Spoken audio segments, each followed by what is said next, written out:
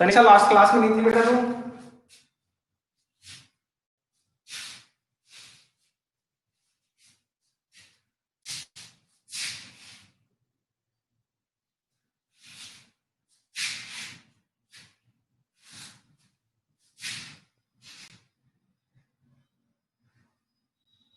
Light नहीं आ रही है एक तो।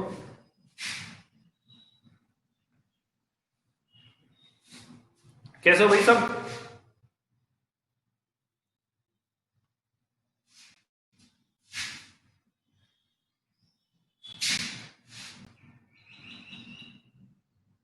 ये खुशी कौन सी क्लास की है? मैथ की है क्या?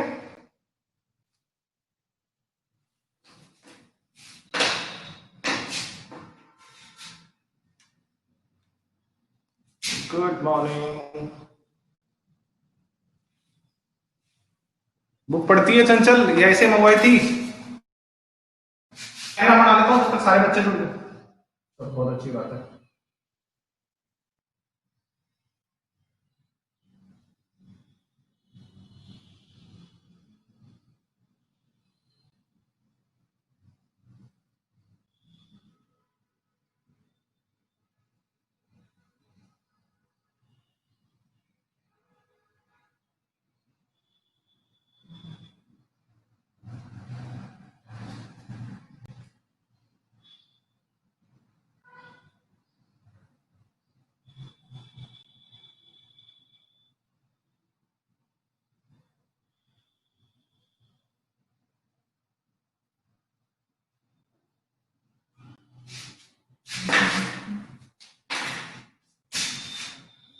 आजकल बालक कम आ रहे हैं, क्या बात है क्लास में?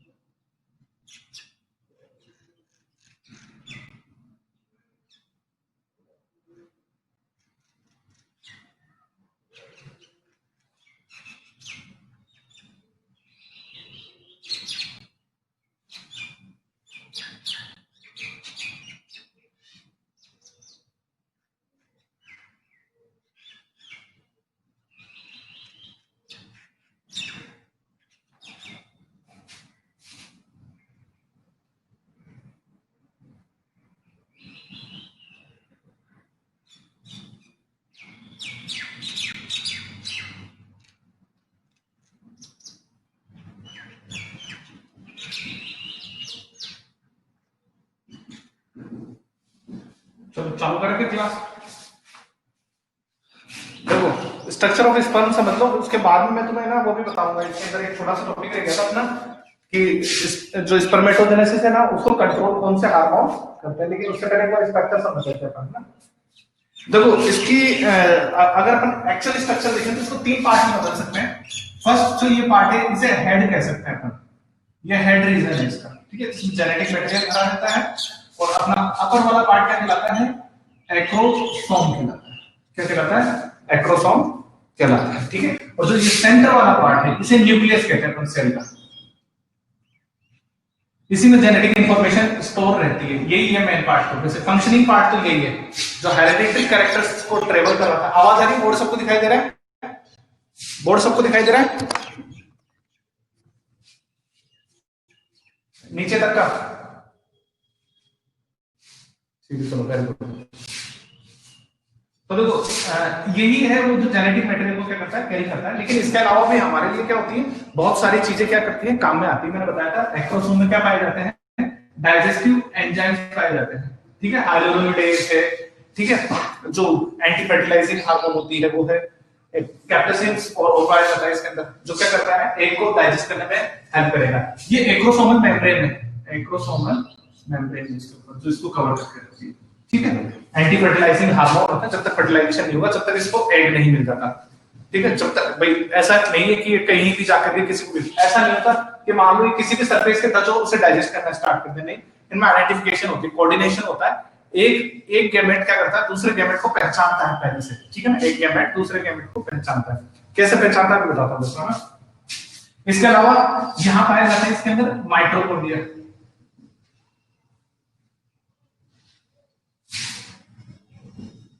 ठीक है।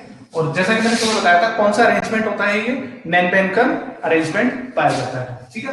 और जो लास्ट है एक मोटाइल टेल पाई जाती है। अब ये तीन पार्ट हो गए अपने, ये कौन सा हो गया, इसका नेक रीजन हो गया, ठीक है। हेड, नेक और टेल तीन पार्ट पाए जाते हैं। पहले हेड से चालू करते हैं। देखिए हेड रीजन है जिसमें दो इंपॉर्टेंट पार्ट पाए जाते हैं। तो ये अपने क्या कर दिया, इसके स्ट्रक्चर को तीन पार्ट्स में डिवाइड कर दिया है। अगर आप स्टम्स की स्ट्रक्चर पढ़ेंगे तो इसको तीन पार्ट्स में डिवाइड करके पढ़ेंगे। पहला पार्ट जो है वो है हेड, दूसरा आएगा इसका नेक और तीसरी आएगी इसकी टेल। ये तीन रीजन है इसके। तो पहला रीजन अपन पढ़ रहे हैं हेड। देखिए हेड है जो सबसे अपर, जो एक्सटर्नली है वो एक पतली थिन मेम्ब्रेन से कवर्ड रहता है, which is called acrosomal membrane. कौन सी मेम्ब्रेन कहलाती है, एक्रोसोमल मेम्ब्रेन कहलाती है। प्रोटीनियस मेम्ब्रेन होती है, प्रोटीन से मिलकर बनी हुई एक मेम्ब्रेन होती है। साथ ही साथ इसमें क्या पाया जाता है, न्यूक्लियस पाया जाता है, which contain DNA, genetic material या हेरेडिटरी जो कैरेक्टर्स को कैरी करता है वो यही डीएनए करता है। इसी के अंदर सारा मटेरियल भरा होता है जो एक जनरेशन से दूसरी जनरेशन में आपकी इंफॉर्मेशन को क्या करेगा, ट्रांसफर करने के काम में आएगा, ठीक है ना। इसके अलावा एक्रोसोम पाया जाता है बाउंडेड, ठीक है ना। एक्रोसोम पाया जाता है बाउंडेड। जैसे अपने ना सेल्स के अंदर लाइसोसोम पाया जाता है ना जनरली, वो लाइसोसोम क्या करता है, गुड मॉर्निंग सिमरन जी, लाइसोसोम क्या करता है, सेल्स को डाइजेस्ट कर सकता है। उसे इसीलिए क्या कहते हैं, सुसाइडल ब्रेक कहते हैं। उसके अंदर जो एस्क्रीटेड सब्सटेंस बनते हैं, जो प्रोड्यूस होते हैं, सेल को क्या करता है, क्लीनिंग का काम करता है। ऐसे ही एक्रोसोम है, इसके अंदर जो गोल्जी ऑपरेटर्स है वो क्या करते हैं, डाइजेस्टिव एंजाइम कंटेन करके रखते हैं, जो दो तरह के हैं। एक तो हाइलुरोनिडेज है, ठीक है,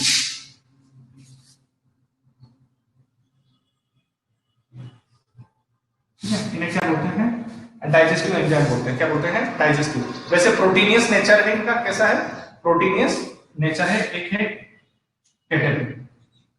दो तरह के अपने पास में क्या है, हार्मोन है, ठीक है। दो तरह के एंजाइम है एक्चुअली। क्या है ये, डाइजेस्टिव एंजाइम है जो ये स्टोर करके रखता है। आगे चल के क्या करेगा, जोना पेलोसुडा, और इसको अपने को क्या करके देगा, डाइजेस्ट करके देगा। एक एंटी फर्टिलाइजिंग प्रोटीन और पाई जाती है, जो मेम्ब्रेन है वो कंटेन करके रखती है एंटी फर्टिलाइजिंग प्रोटीन, ठीक है ना। तो बेसिकली अगर अपन बात करें हेड वाले रीजन में, आपको तीन चीजें लिखना बहुत जरूरी है। क्या क्या स्ट्रक्चर पाई जाती है, एक्रोसोम पाया जाता है, एक्रोसोमल मेम्ब्रेन पाई जाती है, और न्यूक्लियस पाया जाता है। न्यूक्लियस क्या कंटेन करके रखता है, डीएनए, सिर्फ डीएनए। जेनेटिक मटेरियल चाहिए था, हमने बाकी सब चीजें तो हटा दी थी पहले, ठीक है ना। दूसरी चीज, एक्रोसोम क्या करके रखता है, डाइजेस्टिव एंजाइम कंट्रोल करके रखता है, कौन कौन से, हाइलुरोनिडेज और कैटेपिन, ठीक है ना। और तीसरी चीज जो मैंने बताई, एक्रोसोमल मेम्ब्रेन है, उसमें एंटी फर्टिलाइजिंग प्रोटीन पाई जाती है। बताओ यहां तक कोई दिक्कत है क्या, से यहां तक आ गया समझ में सबको।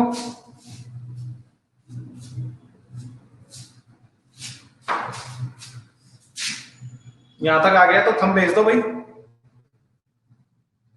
चलो बहुत अच्छी बात है, मोहित जग रहा है, ओके।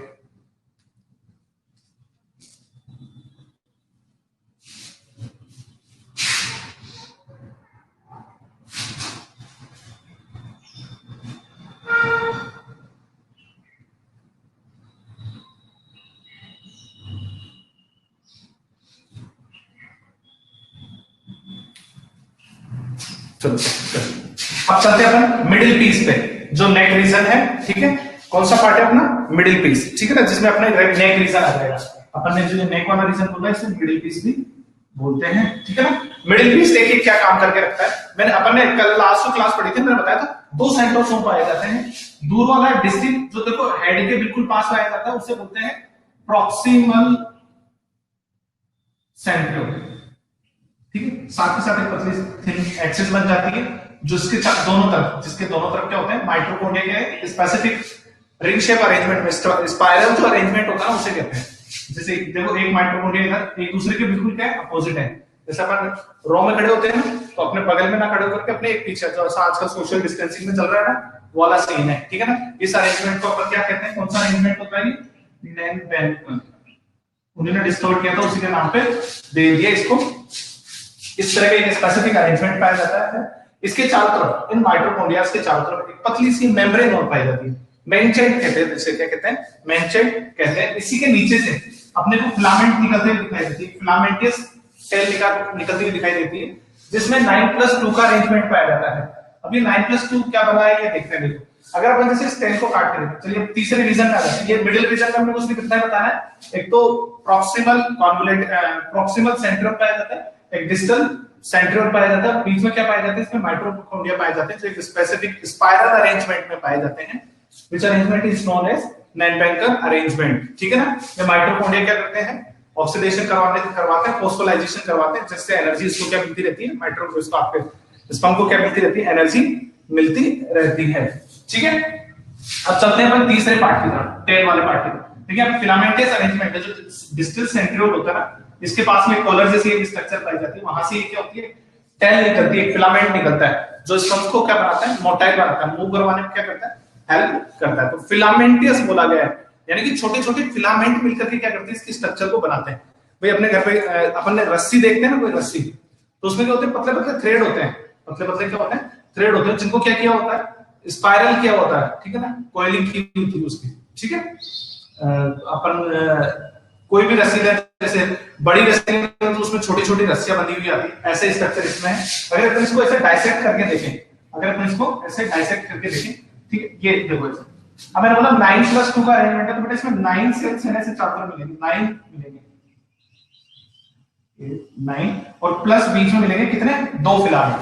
अब एक्चुअल में ये फिलामेंट है कैसे, कुछ इस तरीके से अरेंज है। जैसे देखो, ये देखोगे ना, जैसे ये 2 थ्रेड है, 2 फिलामेंट है, ये 2 फिलामेंट है, ये बिल्कुल इसके सेंटर में है। ठीक है, ये बिल्कुल इसके सेंटर में अपने को दिखाई ऐसे दे रहे हैं। अगर अपन इसको ऐसे काट के देखें तो अपने को 2 तो बीच में दिखाई देंगे और ऐसे 9 फिलामेंट लगे हुए हैं, यानी कि जैसे एक लकड़ी का बंडल आता है, लकड़ी का बंडल आता है, ठीक है, इसमें क्या होती है, बहुत सारे लकड़ियों को क्या किया जाता है, एक जगह रख के अपन क्या करते हैं, बांध देते हैं। अब उसको एक काम करो, अपन ऊपर से देखने की कोशिश करें, भाई अपन ने बांध तो ऐसे दिया, अब अपन उसको ऊपर से देखने की कोशिश करें तो उसमें अपने को बहुत सारी लकड़ी ऐसे दिखाई देंगी। ठीक है ना, बिल्कुल वैसे ही अरेंजमेंट है। 9 तो साइड में है, प्लस में सेंटर में क्या है, 2 अरेंजमेंट अपने को दिखाई देंगे। इस तरीके के अरेंजमेंट को अपन क्या कहते हैं, 9+2 का अरेंजमेंट कहते हैं। ये क्या करता है, मूवमेंट में हेल्प करता है। ठीक है, ये क्या करता है, मूवमेंट में हेल्प करता है। बाद में डिस्कस होती है, जो वेजाइनल पार्ट होता है, फीमेल प्रोडक्टिव पार्ट होता है, ये टैग क्या करती रहती है, मूव करती रहती है। ठीक है, जिसकी वजह से स्पर्म्स क्या हो जाते हैं, इजीली कैरी हो जाते हैं, एक प्लेस से दूसरे प्लेस पे इजीली कैरी हो जाता है। और अपन ने पढ़ा था उस टाइम जब इजाकुलेशन होता है, ठीक है, जब स्पर्म्स को क्या किया जाता है, टेस्टिस से बाहर निकाला जाता है, एपिडाइमेसिस से होते हुए, वास डेफरेंस से होते हुए, तो उसमें और फ्लूइड भी ऐड कर दिए जाते हैं, जो उसको नरिशमेंट के साथ साथ क्या करते हैं, एक अच्छा एटमॉस्फेयर भी अवेलेबल करवाते हैं। भाई हेल्दी अपने को क्या मिले, एटमॉस्फेयर मिले, उसका अरेंजमेंट वो पहले से ही करके रखते हैं। ठीक है ना, तो वो क्या करते हैं, साथ के साथ क्या करते हैं, कुछ न्यूट्रियस एलिमेंट्स या जो फूड होता है उसको क्या करते हैं, साथ के साथ रिलीज करते हैं, जिसकी वजह से है ना, वहां का एनवायरमेंट है ना, किसका, फीमेल रिप्रोडक्टिव डक्ट का, और जो यूराइनल पाथवे है मेल का, वो एसिडिक से कैसा हो जाए, बेसिक हो जाए। और एक बार में लगभग 200 से 300 मिलियन स्पर्म्स को रिलीज किया जाता है, स्पर्म पर इजाकुलेशन रिलीज होते हैं, पर इजाकुलेशन रिलीज किए जाते हैं, जिसमें से ना 60% स्पर्म नॉर्मल साइज के होते हैं, 40% स्पर्म्स हाईली मोटाइल मिलते हैं। 40% स्पर्म क्या होते हैं, हाईली मोटाइल होते हैं, जो मतलब एक्टिव होते हैं, थोड़े मतलब अच्छे किस्म के स्पर्म्स बोल सकते हैं। 40% हेल्दी स्पर्म्स, सारे अच्छे हैं लेकिन सारे सही नहीं होते। जैसे 200 से 300 मिलियन मैंने बताया, एक बार में क्या किया जाते हैं, रिलीज किए जाते हैं, एक बार में 200 से 300 मिलियन स्पर्मेटोजोआ इजाकुलेट किए जाते हैं, लेकिन सभी है ना, इतने जैसे स्पेसिफिक स्ट्रक्चर अपन ने जो पढ़ी ऐसे नहीं मिलते अपने को, इतने स्पेसिफिक अरेंजमेंट के साथ में नहीं मिलते। कुछ छोटे हो सकते हैं, हो सकता है कुछ में बराबर टेल ना बनी हो, बराबर हेड ना बना, डिजनरेट हो, एनर्जी स्टोर नहीं कर पाए, फूड जो चाहिए ना काम करने के लिए, ठीक है ना, वो नहीं कर पाए। कुछ बहुत लाइट वेट बन जाते हैं, बहुत तेज दौड़ सकते हैं लेकिन ज्यादा दूर नहीं दौड़ पाते। कुछ के अंदर स्टोर फूड इतना होता है कि धीरे धीरे दौड़ पाते हैं, भारी हो गया ना वजन तो धीरे धीरे दौड़ पाते हैं, तो काम नहीं कर पाएंगे आगे से, मतलब रेस कंप्लीट ही नहीं कर पाएंगे, उनसे पहले दूसरे चले जाएंगे। लेकिन 40% स्पर्म्स की बात करें जो एवरेज से अच्छे मिलेंगे, अपने को नॉर्मल से क्या मिलेंगे, हेल्दी कंडीशन में मिलेंगे, जो क्या कर सकते हैं, फर्टिलाइजेशन में हेल्प कर सकते हैं। बताओ यहां तक समझ में आया कि नहीं आया?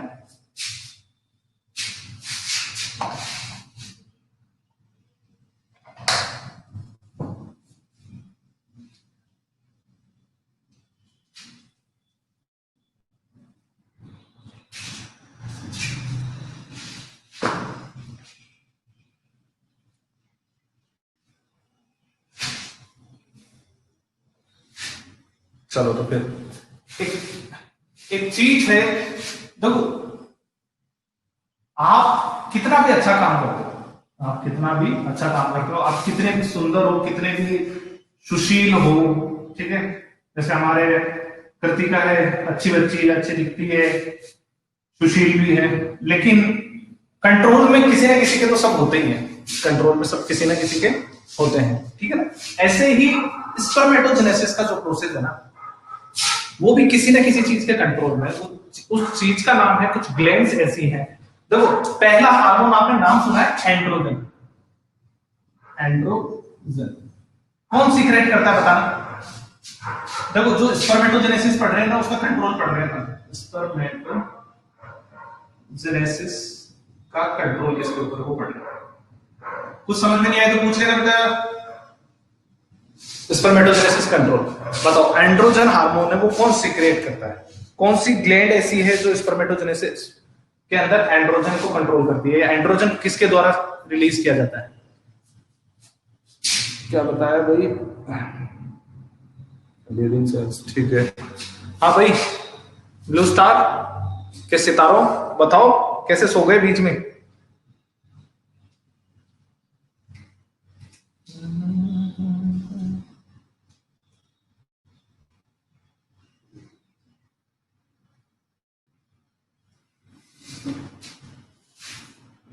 हाँ बिल्कुल सही।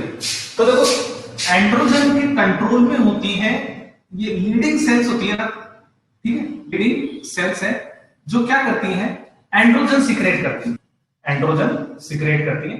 और एंड्रोजन क्या करता है, स्पर्मेटोजेनेसिस को कंट्रोल करता है, स्पर्मेटोजेनेसिस को कंट्रोल करता है।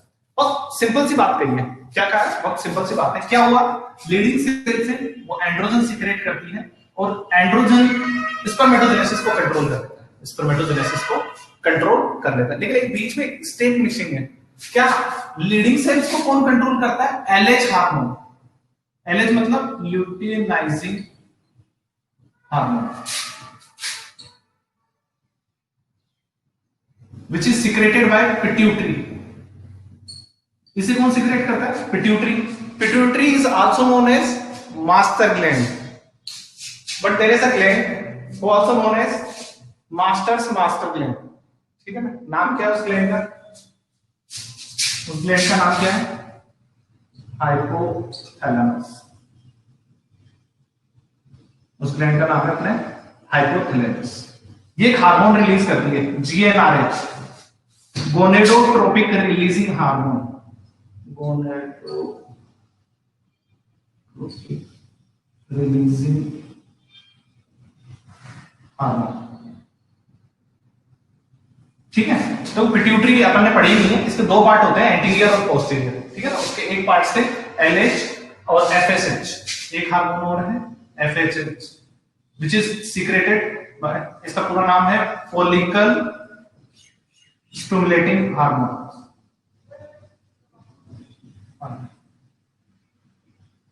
ठीक है ना, फॉलिकल स्टिमुलेटिंग हार्मोन।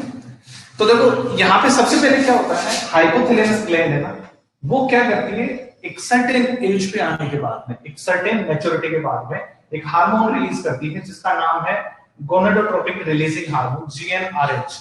ये जीएनआरएच हार्मोन है, ये कंट्रोल करता है, ये क्या करता है, कंट्रोल कर देता है आपके, मतलब एक्चुअली तो सारी डायरेक्शन तो यही दे रहा है लेकिन खुद नहीं देता है, ये सिर्फ एक ऑर्डर दे देता है किसको, पिट्यूटरी को। ये क्या करता है, पिट्यूटरी को ऑर्डर देता है कि तुम्हें क्या करना है, अपना फंक्शन करके दिखाना है। ये जब ये फंक्शन करेगा तो ये क्या कहता है, पिट्यूटरी को कह देता है कि जाओ अब तुम अपना काम करो, किसके थ्रू कहता है, गोनेडोट्रोपिक रिलीजिंग हार्मोन। ये गोनेडोट्रोपिक रिलीजिंग हार्मोन का लेवल बढ़ाता है जिसकी वजह से पिट्यूटरी क्या होती है, एक्साइटेड होती है और वो एक हार्मोन रिलीज करती है, ल्यूटेनाइजिंग हार्मोन है। ल्यूटेनाइजिंग हार्मोन जाकर के किसको कह देता है, लीडिंग सेल्स को कंट्रोल कर देता है और वो रिलीज कर देती है क्या, एंड्रोजन हार्मोन। जो एंड्रोजन हार्मोन है स्पर्मेटोजेनेसिस का प्रोसेस चालू कर देता है। एफएसएच हार्मोन भी पिट्यूटरी सीक्रेट करती है, तो सर्टोली सेल्स को क्या करता है, कंट्रोल करता है। एफएसएच हार्मोन किसको करता है, सर्टोली सेल्स को कंट्रोल करता है, जो इसको नरिशमेंट करने का क्या करेंगी, काम करेगी।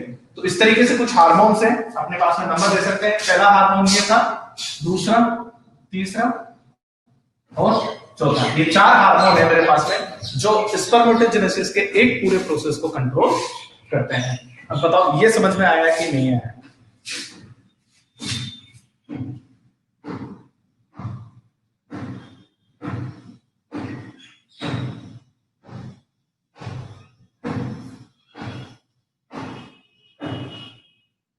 कैंसर आप समझ में आ गए? चंचल, पूजा, अपने राजेंद्र जी के नाम से बच्चे जुड़ी हुए वो,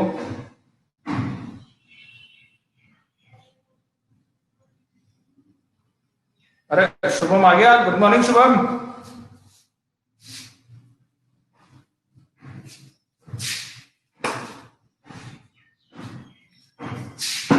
चलो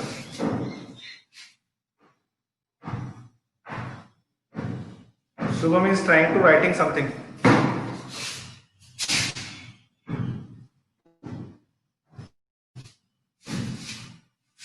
sir primordial germ cells, spermatogenesis cells, हाँ एग्जैक्टली उसकी पहले की सेल है। प्रीमोडियल सेल्स ही आगे चल के क्या बनती हैं, इन्हीं सेल्स में कन्वर्ट हो जाती है। लाइट नहीं आ रही है भाई, तुम्हें मत सोच लेना कि सर नहा के नहीं है, नहा के तो मैं डेली नहीं आता, ठीक है ना, लेकिन आप पसीने आ रहे हैं इस वजह से। चलो भाई आगे चालू करें। तो ये अपना काम हो गया, खास से पूरा स्पर्मेटोजेनेसिस वाला प्रोसेस कंप्लीट हो गया, ठीक है ना। एक पूरा स्पर्म का फॉर्मेशन और किस तरीके से कौन सा हार्मोन इसको कंट्रोल करता है, ये भी ध्यान रखना बहुत इंपॉर्टेंट है कि हाइपोथैलेमस, देखो ये हाइपोथैलेमस है ना, वो जेनेसिस को भी कंट्रोल करेगा इसी हार्मोन से। गोनाड तो सब कुछ है ना, देखो ओवरी भी गोनाड है और टेस्टिस भी क्या है, गोनाड है, ठीक है ना, तो दोनों को कंट्रोल करता है। बाकी आगे चल के फंक्शंस डिफरेंट हो सकते हैं, जैसे यहाँ पे लीडिंग सेल्स है, वहां दूसरे सेल्स आ जाएंगे, अभी बताएंगे कौन कौन सी आती है, ठीक है ना। आगे चल के देखो यही पिट्यूटरी हो गई है ना, कॉर्पस ल्यूटियम बनाई थी ना, वो आगे चल के एक ग्लैंड की तरह बिहेव करती है, लेकिन वो अपन फिर रिप्रोडक्शन वाला चैप्टर पढ़ेंगे तब पढ़ेंगे। एक बात याद रखना है ना कि जब कोई स्पर्म होता है ना, स्पर्म वो अपने फीमेल के ओवम को पहचानता है, उनमें क्या होती है, इंटरेक्शन होता है, केमिकल इंटरेक्शन होता है, ठीक है ना। अपन ने एक चैप्टर पढ़ा था याद है, पोलिनेशन वाला, जिसमें पोलन ग्रेन क्या करता है, कांटेक्ट में आता है। तो पता जैसे अपना ना कोई आम का पोलन ग्रेन है, मान लो आम का पेड़ है, उसका पोलन ग्रेन है, अगर वो पपीता के फ्लावर पे जाके पड़ जाए, पपाया का कोई फ्लावर है उसके ऊपर जाके पड़ जाए, तो क्या वो इसे पोलिनेट कर देगा क्या?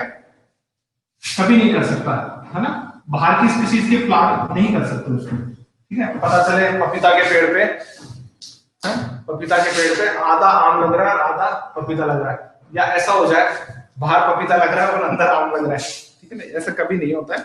हमेशा याद रखना, ये कहते हैं ना, जैसे ह्यूमंस की बात कर रहे हैं, इंडियंस की बात कर रहे हैं, तो इंडियंस में क्या होती है, शादी होती है ना, सबसे पहले कास्ट मिलाते हैं, सबसे पहले क्या मिलाते हैं, कास्ट, ठीक है ना, गुण मिले ना मिले पहले जाति मिलती है। सेम ऐसे प्लांट में भी होता है, वो अपने ही भाई परिवार में क्या करते हैं, रिप्रोडक्शन करते हैं, ऐसे अपने साथ भी है। देखो ह्यूमन के अंदर तो ये है कि चलो मेल के जो गैमेट्स होते हैं वो फीमेल के रिप्रोडक्टिव ऑर्गन तक पहुंचाए जाते हैं, लेकिन फर्टिलाइजेशन जैसे अपन पढ़ते हैं तो दो तरह का फर्टिलाइजेशन होता है। कौन बताएगा कितने तरह, कौन कौन सा होता है? फर्टिलाइजेशन दो तरीके का होता है, कौन कौन से, नाम क्या है?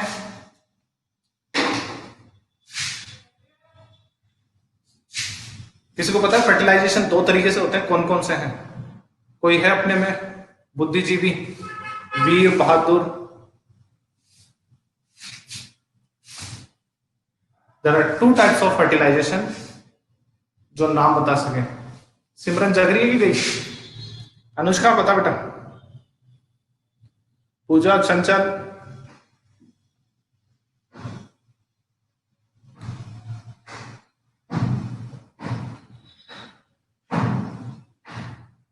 ये खुशी नाम से कौन है बेटा अपने में? इंटरनल, हाँ एग्जैक्टली, इंटरनल और एक्सटर्नल, तो दो तरीके से होते हैं, इंटरनल और एक्सटर्नल, दो तरीके के फर्टिलाइजेशन होते हैं। तो इंटरनल मतलब inside the body, inside the body, और ये आउटसाइड द बॉडी,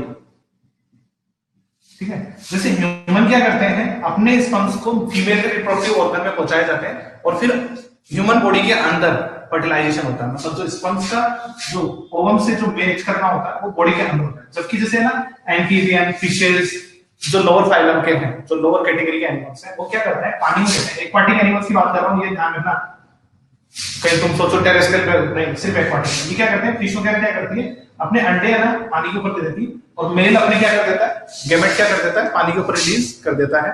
लेकिन तुम खुद सोचो, कोई एक ऐसा पॉन्ड है जहां पे फ्रॉग भी रह रहे हैं और फिश भी रह रही है, और दोनों में मेटिंग पीरियड एक है, सेम मेटिंग पीरियड है, और दोनों अपने एग्स और स्पर्म रिलीज कर रहे हैं, तो ऐसा कभी नहीं हो सकता, ऐसा कभी नहीं होगा कि जो फ्रॉग है उसके स्पर्म जाकर के किसी फिश के एग को क्या कर दें, फर्टिलाइजिंग कर दें, फर्टिलाइजेशन कर दें। तो ये बात मैं समझा रहा था किस रिगार्डिंग, कि अपना जो ह्यूमन का जो मेल है उसमें एंटी फर्टिलाइजिंग वो पाए जाते हैं, वो तभी जाके फर्टिलाइज करेगा जब उसे एक फीमेल का एग मिलेगा, वो भी ह्यूमन में, ठीक है, याद रखना।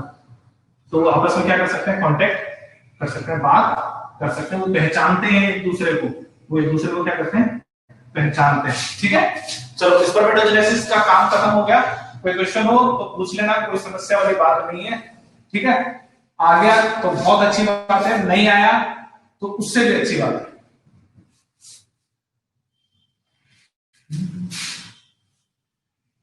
हाँ भाई, किसी ने नीट वीट का एग्जाम दिया क्या, परसों वाला संडे को जो हुआ था, पता चले मैं स्कूल डॉक्टर बन जाऊं, लॉकडाउन खुले तब तक इंजेक्शन लेके आ जाए। है क्या कोई वीर बहादुर? नहीं है, चलो, नहीं है तो बहुत अच्छी बात है। शुभम दिया था बेटा,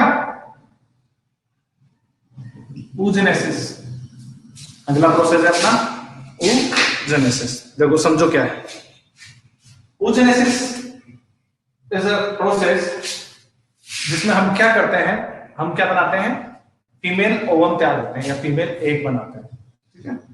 the formation of female ovum is called oogenesis। जो पूरा प्रोसेस है, जैसा अपन ने मेल गेमेट बनाए थे, सेम वैसे का वैसा प्रोसेस है, जिसमें फीमेल में भी क्या होता है, स्पर्म सॉरी ओवम बनते हैं, क्या बनते हैं, स्पर्म की यहाँ पे क्या बनते हैं, ओवम बनते हैं। देखिए थोड़ा सा डिफरेंस दिया तो नहीं,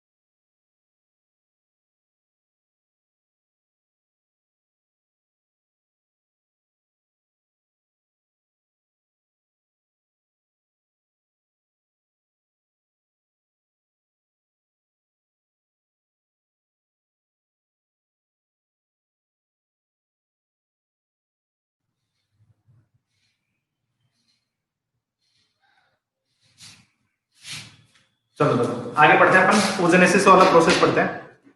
देखो एक्चुअल में oogenesis की अगर अपन बात करें तो अपन एक है ना, इसमें तुम्हें डायग्राम बना के दिखाया था कि इसका फीमेल ओवरी का, इसमें भी सेम वही प्रोसेस है।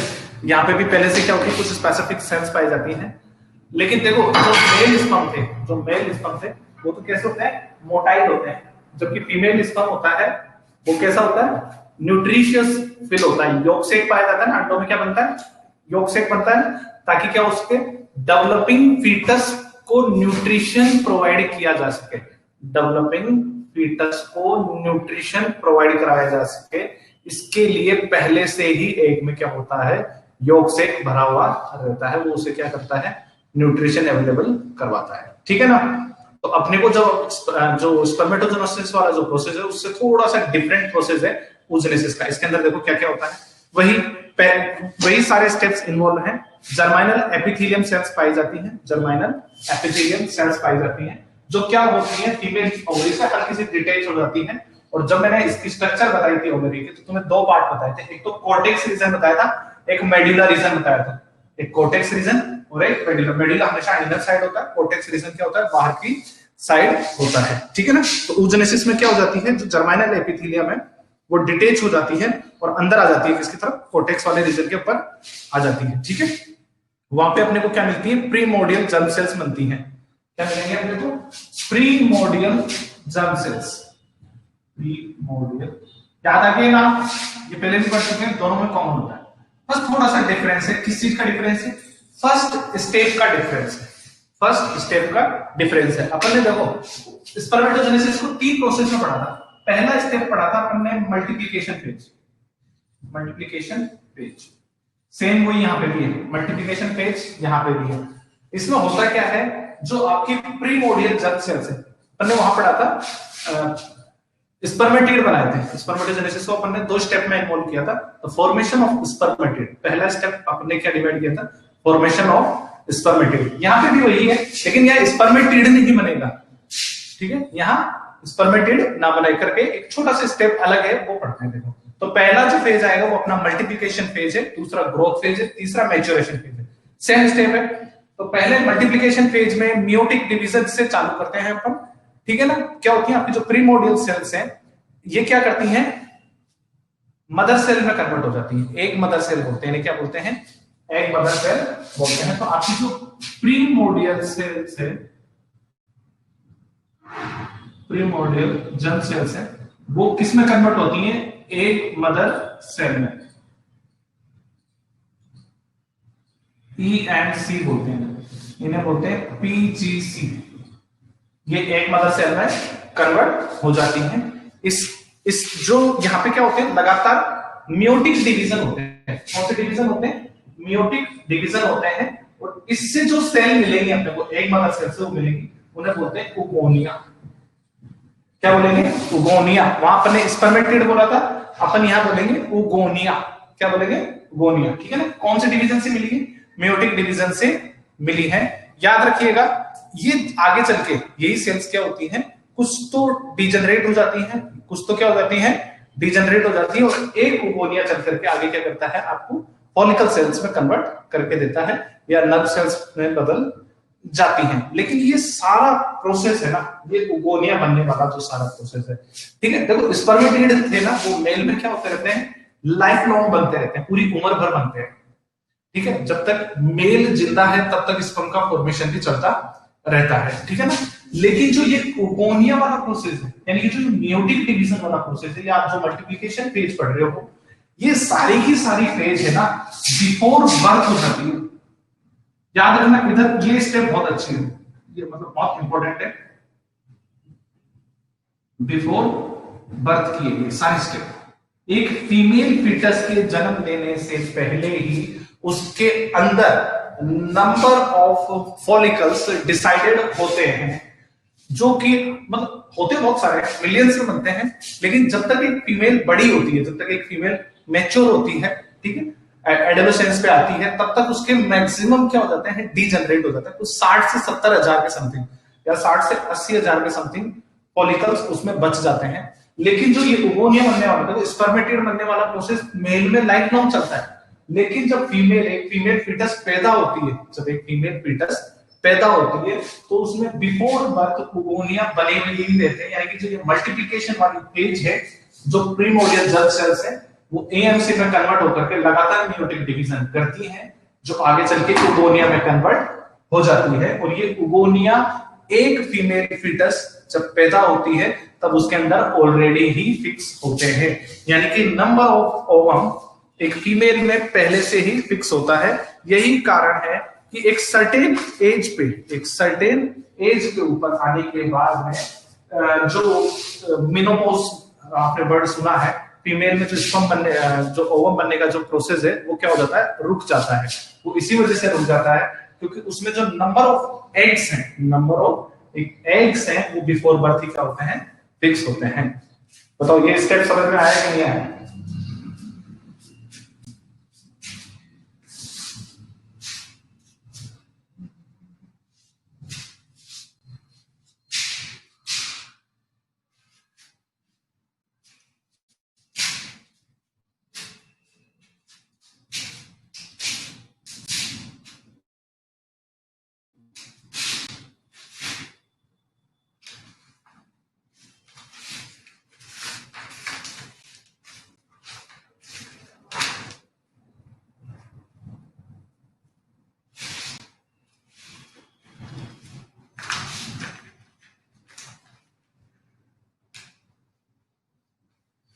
नेहा समझ में आ गया बेटा तेरे को?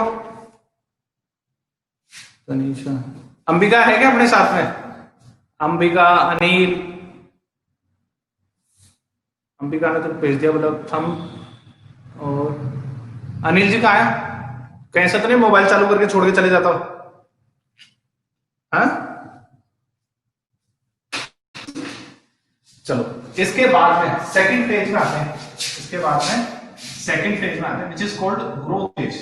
ग्रोथ फेज देखो मैंने आपको पहले ही बता दिया, एक स्पर्म को कुछ नहीं कर रहा था, अपने अंदर से है ना सारा अनवांटेड मटेरियल क्या कर देना था, रिलीज कर देना था, लाइट वेट बना देना था। ठीक है, लाइट वेट बना देना था ना, और सब कुछ क्या कर देना था, रिलीज कर देना था। जबकि फीमेल में वाले में उल्टा है, इसे तो स्टोर करना है। क्या स्टोर करना है? योग। योग बनता कहां है? लीवर में बनता है बेटा, याद रखना। लीवर सेल्स इसको बना के देती है फीमेल में, और ये ब्लड के थ्रू ब्लड के थ्रू ट्रेवल करके कहां पहुंच जाता है? एग्स के अंदर पहुंच जाता है। तो ग्रोथ फेज में क्या किया जाता है? ग्रोथ फेज को अपन दो पार्ट्स में डिवाइड कर देते हैं। ठीक है, ग्रोथ फेज को अपन क्या कर देते हैं? दो फेज में डिवाइड कर देते हैं। एक प्री वाइटोजेनेसिस फेज है, प्री वाइटोजेनेसिस फेज, और एक वाइटलोजेनेसिस फेज है। देखो वाइटल वर्ड जो यूज किया गया है वो योगसेक के लिए किया गया है, यानी कि योगसेक से बनने, प्री मतलब पहले की एज, और योगसेक बनने वाली फेज। ठीक है ना, दो फेज है अपने पास में, प्री वाइटलोजेनेसिस और वाइटलोजेनेसिस। तो देखो प्री वाइटलोजेनेसिस फेज में क्या होता है?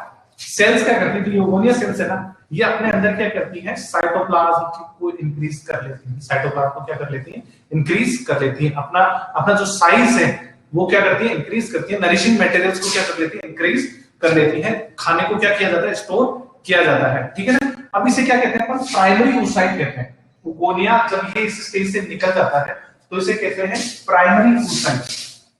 क्या कहते हैं? Primary oocytes। ठीक है ना, ये अपने अंदर क्या कर रहा है? साइटोप्लाज्म वगैरह स्टोर कर लेता है। अब क्या कहलाता है? प्राइमरी oocyte कहलाता है। देखो वैसे ना, जैसे अपन देखते हैं ना बर्ड्स, जैसे मुर्गी वगैरह का अंडा होता है, इसमें बहुत ज्यादा योग शेप होता है, क्योंकि है ना इनको क्या करना होता है? पूरा का पूरा डेवलपमेंट बाहरी करवाना होता है उसी एग के अंदर। ठीक है, जबकि फीमेल में तो क्या हो जाती है, बाद में प्लेसेंटा बन जाती है, तो न्यूट्रिशन वहां मिल जाता है, लेकिन स्टिल अपने को थोड़ा बहुत योग शेप चाहिए होता है, ताकि स्टार्टिंग में जो डेवलपमेंट होता है वो उसी योग शेप के न्यूट्रिशन की वजह से हो पाता है। तो थोड़ा बहुत योग शेप तो बना के रखना होगा। तो प्राइमरी oocytes क्या करते हैं? उसको ये क्या करते हैं? योग शेक बनाना चालू करते हैं। योग शेक बनता कहां है? लीवर की सेल से बनता है, जो ब्लड के थ्रू कहां पहुंच जाता है? इसके अंदर पहुंच जाता है। इसीलिए अपन इस जो ग्रोथ फेजेस को दो पार्ट्स में डिवाइड किया है, प्री वाइटलोजेनेसिस फेज और वाइटलोजेनेसिस फेज। प्री वाइटलोजेनेसिस फेज में सिर्फ वो साइटोप्लाज्म वगैरह इंक्रीज करते हैं। इस फेज में वाइटलोजेनेसिस में जो ये योग शेक बन रहा है वो क्या होता है? सेल्स के अंदर क्या होने लगता है? स्टोर होने लगता है। इसकी वजह से ना इसके वॉल्यूम बढ़ जाता है, इसका योग का। साथ के साथ जो आपके क्रोमोसोम्स हैं, जो फीमेल एग के अंदर पाए जाने वाले क्रोमोसोम है, वो कुछ इस शेप में अपीयर हो जाते हैं, कुछ इस शेप में अपीयर होते हैं।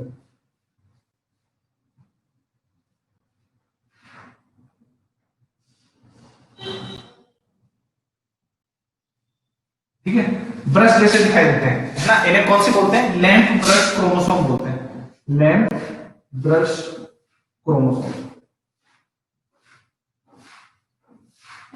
ठीक है, इसे क्या बोलते हैं? लैम्प ब्रश क्रोमोसोम बोलते हैं। ब्रश जैसे शेप के अपीयर होते हैं, इसीलिए इसका नाम पड़ गया है लैम्प ब्रश क्रोमोसोम। तो इस स्टेज में अपने को ये वाला जो फिनोमेना है ये भी देखने को मिलेगा, क्रोमोसोम में चेंजेस देखने को मिलेंगे। योग से कम अमाउंट का बनता है, लेकिन स्टिल बनता है।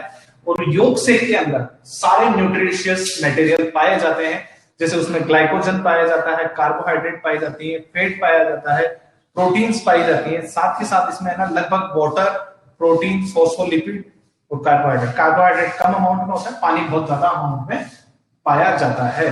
इसके बाद हम चलते हैं अपन मैच्योरेशन फेज पे। यहां तक समझ में आ गया तो बताओ।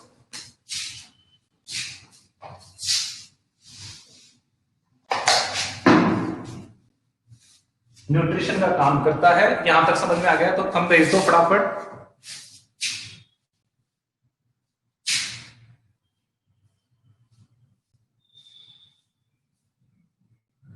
आपका जो एक है योग से थे वो न्यूट्रिशन का काम करता है। इसके अंदर कार्बोहाइड्रेट, प्रोटीन, वाटर, फैट्स वगैरह सब पाई जाती है, जिसकी ऑमलेट बना के खा जाते हैं लोग।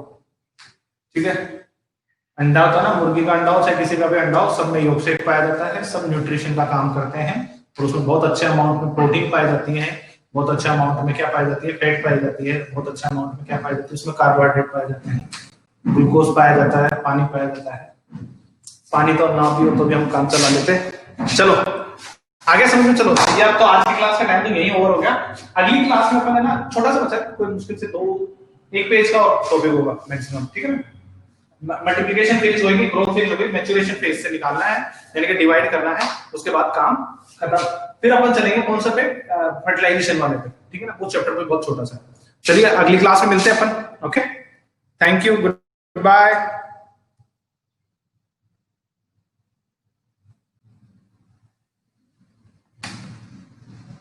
लीव कर सकते हो बेटा सब आप। Thank you, thank you.